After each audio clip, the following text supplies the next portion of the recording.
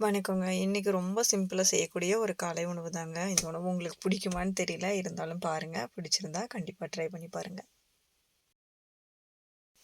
முளைக்கட்டி பயிறு ஆவியில அப்படியே வேக வச்சு எடுத்துக்கலாம் அப்படின்ட்டு, அதிகமா காலையில நேரம் இந்த மாரி பயிரெல்லாம் ஆவியில வேக வச்சு எடுத்துக்கிறது தான். சுண்டலா இருந்தா மட்டும் நம்ம குக்கர்ல விசில் விட்டு எடுத்துக்கலாம். நேந்திரம் வாழை அதுவும் வந்து ஆவியில வேக வச்சு எடுத்துக்கலாம். இது ரொம்பவே எங்களுக்கு பிடிக்கும். நாங்க அடிக்கடி அத சாப்பிடுவோம். இது இப்போ மட்டும் இல்லைங்க. சின்ன வயசுலயே அம்மா இப்படிதான் நேந்திரம் பழத்த ஆவியில வேக வச்சு குடுப்பாங்க. அப்ப இருந்தே இது ரொம்ப எங்களுக்கு அது பழக்கம் ஆயிடுச்சு அப்படியே சாப்பிடுறதுக்கு. ஒரு கடாயில எண்ணெய் விட்டு, கடுகு சேர்த்துட்டு, கொஞ்சம் பச்சை மிளகாய் தேவையான அளவு நறுக்கி எடுத்துக்கலாம். பெரிய வெங்காயம் ஒரு 2 எண்ணம். அதையும் நல்லா பொடியா நறுக்கிட்டு, கருவேப்பிலை. இது மட்டும் கொஞ்ச நேரம் நல்லா வதக்கி விட்டுருக்கலாம்.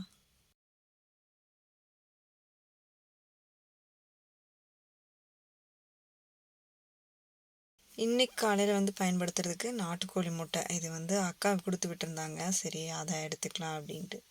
ஸோ இது ரொம்ப டேஸ்ட்டா இருக்கும் நாட்டுக்கோழி முட்டை நம்ம பயன்படுத்துறதுக்கும், சாப்பிட்றதுக்கும் நல்லா சத்தும் நிறைவா இருக்கும். இல்லாத சமயத்துல நம்ம வாங்கி தான் பயன்படுத்துறோம்.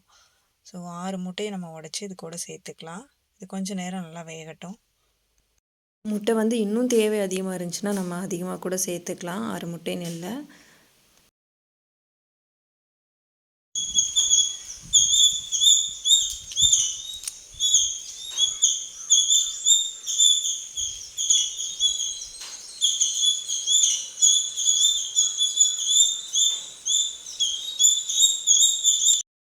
முட்டை ஒரு நல்ல 3/4 வேக்காடு ஆயிருச்சு. இப்போ வேக வச்ச பாசி பயிரையும் இது கூட சேர்த்துக்கலாம்.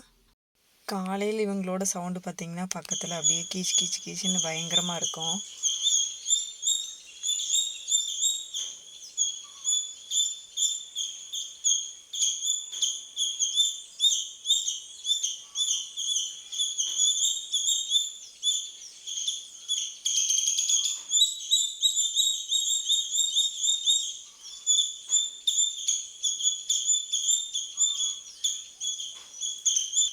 இது நல்லா கிளறி விட்டுட்டு, இதுக்கு தேவையான அளவுக்கு உப்பும், கொஞ்சம் மிளகுத்தூளும் சேர்த்து இன்னும் நல்லா கிளறி வச்சுட்டு, மூடி வச்சு ஒரு 5 நிமிஷம் சிம்மிலேயே வச்சு வேக வச்சு எடுத்தா போதுங்க. பார்க்குறதுக்கு, செய்யறதுக்கு ரொம்ப எளிமையான உணவா இருந்தாலும், சாப்பிட்றதுக்கு ரொம்ப டேஸ்ட்டா இருக்கும். அதுவும் நாட்டுக்கோழி முட்டை சேர்த்துறதுனாலயோ என்னவோ, அது அவ்வளோ டேஸ்ட்டா இருந்துச்சு. இத வந்து காலை உணவா எடுத்துக்க முடியாட்டி கூட பரவாயில்லைங்க. ஈவினிங் ஸ்நாக்ஸா நீங்க குழந்தைங்களுக்கு செஞ்சு குடுங்க. கண்டிப்பா அவங்க விரும்பி சாப்பிடுவாங்க. அந்த அளவுக்கு நல்லா டேஸ்ட்டா தான் இருக்கும்.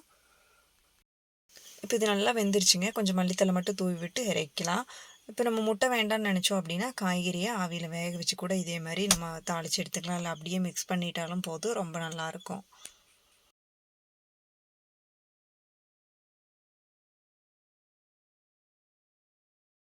இப்ப 2 டம்ளர் அளவுக்கு ஒரு பாத்திரத்தில தண்ணி வச்சுட்டு, அதுக்கு நாட்டு சர்க்கரை வந்து ஒரு 4 டேபிள் ஸ்பூன் அளவுக்கு சேர்த்துக்கலாம்.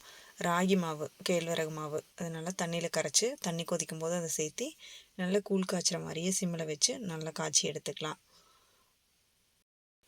இது வந்து உப்பு மட்டும் சேர்த்து நம்ம இந்த மாரி கஞ்சி காய்ச்சுவோம் இல்லைங்களா? நான் வந்து நாட்டு சர்க்கரை சேர்த்திருக்கிறேன். வேண்டாம் அப்படின்னு நினச்சா நம்ம உப்பு மட்டும் சேர்த்தியும் கஞ்சி காய்ச்சிக்கலாம்.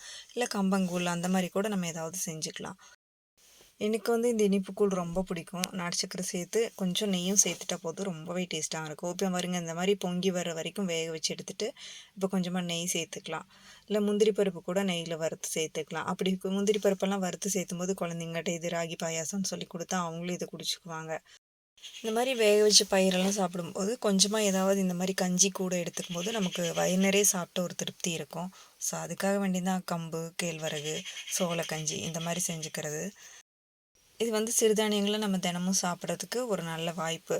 ஸோ, அத மிஸ் பண்ணாம நம்ம அத அப்படியே சாப்பிட்டே வர்றோம்.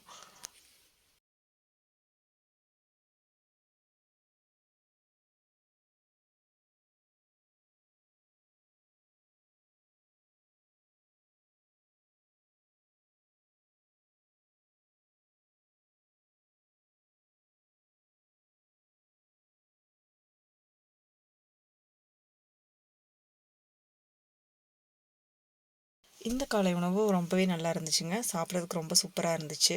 ஸோ, இது பிடிச்சிருந்தா நீங்க ஒரு முறை ட்ரை பண்ணி பாருங்க. ஆரோக்கியம் என்பது அனைவரின் வசமாகட்டும்.